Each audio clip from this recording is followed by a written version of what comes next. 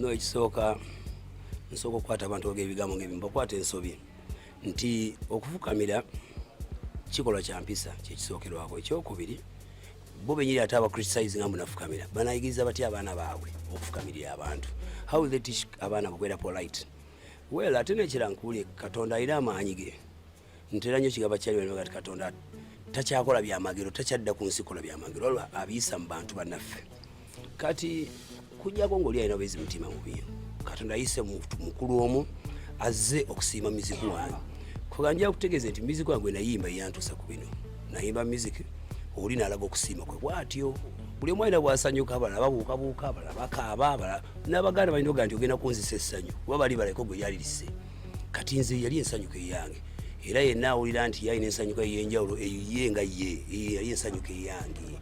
Ate nali nfukamiddeko si gwe gusoose, tofukamira bwe gino twebaza abawagizi okuba nti bazze otuwagira ku bivulu byaffe.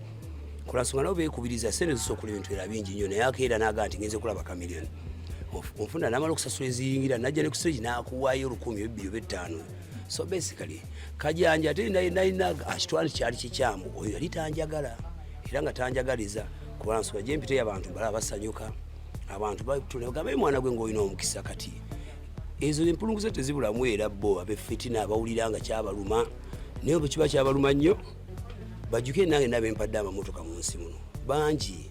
Nagulya Robert Mutima namugulya Benz, nali mpaddeko nagabako emmotoka eggaba, nagaba emmotoka eggaba ku kivulu kyange abajjuke bajjukira, ne gwe nagiwa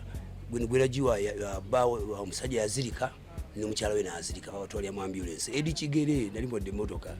Kakati okuweereza abantu tekisinze ku kibiina kyobeeramu onfuna bulungi, naye ate era ekibiina kino ngenzeemu era wabiwula ebyaddayo ndakugamba batuggalira ku miryango kaadi bazigaanira, ekibiina kifuuse kyabalondemu.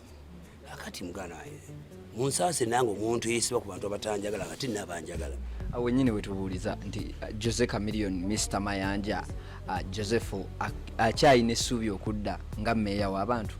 Ekyo njaga nti obulamu bwange badde lugendo, najja sajja ekifo ky'omeeya twali tukyetaga kituufu naye twatwaga kuweereza abantu aba ne balonda gwe baagala omuweereza waabwe. Kakati olugendo twalukola ki? Awo twayitawo kati tudde kukikola ki? Kukiddako. Yes, well, bwe twava mu ebyo ne tutandika okukulaba ng'obeera nnyo ne Bebe Cool, wavaayo naye mabegako n'okola post nti mmwe ba grandfather ba music industry ye Uganda, mwe babiri. Abantu ne bagamba nti Bebe Cool Chameleon beegasse okulwa na Bobi Wine. Njawujuke nti Bebe Cool yeegattako ne Bobi Wine okulwanyisa Chameleon. Ate mu lwatu kuba bakiteeka ne ku TV, Bebe Cool n'akiba ne mu nnyimba. Bebe Cool abadde muganda wange emyaka gyonna, emyaka gy'abadde mukulu wange saga kikulimba kuvira ddala Nairobi, nakunyumiza nti Bebe Cool yandabira yange Nairobi.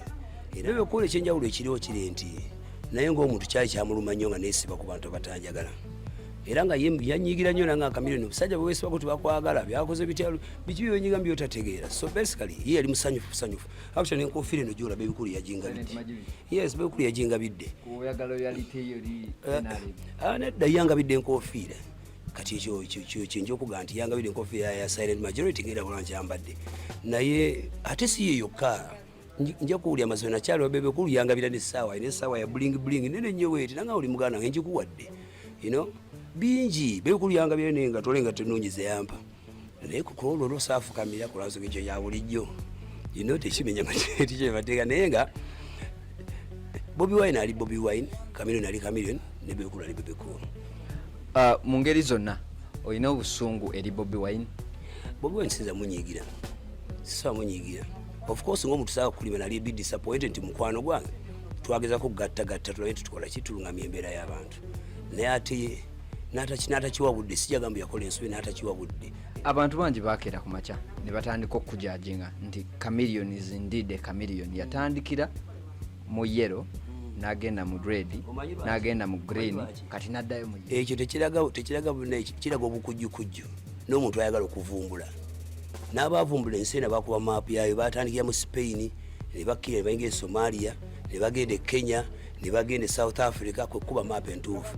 Omuntu yenna anoonya amagezi n'okumanya aba muvumbuzi. Nze ndi mu kuvumbula ne byonna kwali kuvumbula ate nga byonna right yange. Kibati bagamba ati Chameleon alinga erinnya lye. Nakubuuza ddala mbagamba ati Bebe Cool ye baby. Beruga nti Lil Puzzle mwana muto, izirito. Beruga nti Bobby Wine nga tubategeeza tolero. Baira bavayo ne boogera nti Chameleon akozesa Bebe Cool ng'omuntu gwaddukira buli wabeera stressed. Yena muna Uganda yagala munnyonnyole ki ekyali kinnuma nso kibanyonnyola naawo.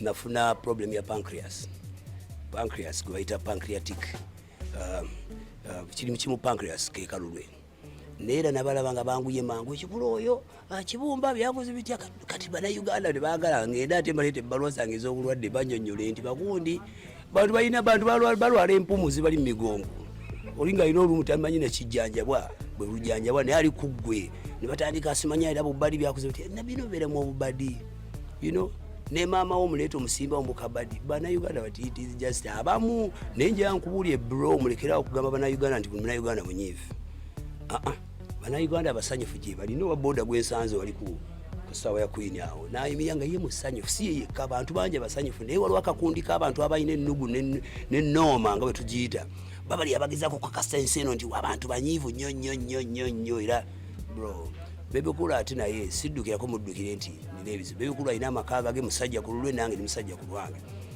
wabula ekitugatta njala mutegee nti ekitugatta Luganda lwe twasimba edda e Nairobi nga kyali baana bato mu mwaka 2099.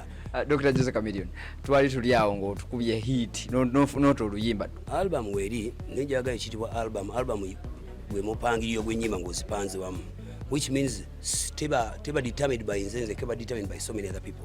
Kwa album kwerako ba sound engineer abakola art aba mixinga byakerewa kizibu nnyo okubeera ku same page n'abantu nga 10 oba abantu 2 at the same time. Ndesha waliwo n'abayimbi abalala bata albums zaabwe ku lunaku lwe lumu ate n'ensuubira nti nze ng'omuntu abadde ku industry naye kambowemu space nabo basooka bayiseewo ebyabwe ebyange bisooka okujja oluvannyuma. Olimba forever tulugendemu katono waliwo ekiraga nti oyimbira maama w'abaana akomewokko ate tukimanyi tali mu ggwanga. Tolaba kati wange ekale tali mu ggwanga obanze bantonda nti obulamu bwange buli bwange wokka abantu bangi gye bali mu bintu bifaanagana bwe bityo nze siyimbangako kintu kasiso kikolako research lwakuba nti ndi muyimbi mulungi byange byatiikirya mangu naye maama abanga muyimbidde obuyimba neddanira nayimba maama abba nkwagala nnyo munange nayimba ye bwe muyimba kibi waliwo ebintu ebirala byewakola tuba tuli awo nga V8 ogikutte ogigabidde Uncle Wizo neyeyita Mr. V8 Wizo Manizo kibi okuwa Wizo si kibi mulinda amale kufa mugulye essanduuke tokyaba ate mule Wizo naye osanga mugisa gwe okitegeera ate Katonda bwakuwa omukisa gwe n'omulala yenkola y'abantu abalambula okufa abantu bagenda mu maaso kakati nze n'emikono 8 mbenga nvuge muluka bbiri omulundi gumu ate kibi ki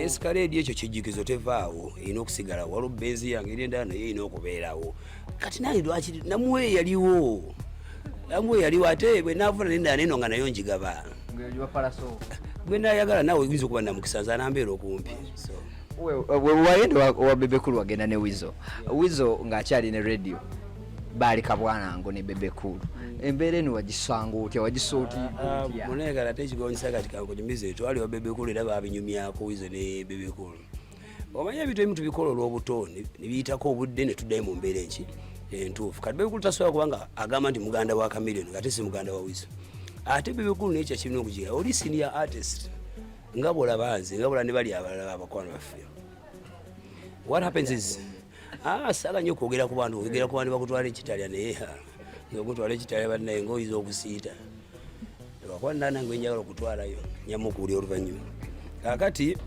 Bebe Cool bakola ki oli mutowe muganda we baali awo babisaagiramu ne banyumyawo wamu Wizo bakongere drink bakongere enkoko which is a good vibe ebyaliwo byaggwawo ne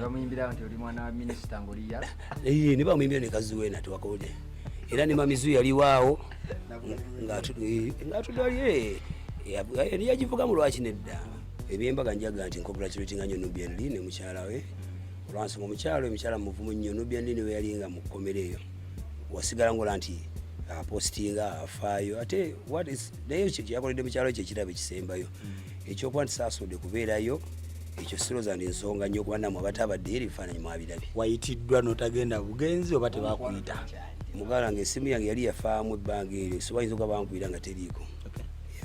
And you happy? Yeah, Nubian tuviira ddala nnyo ng'akyali mu Nubian squad.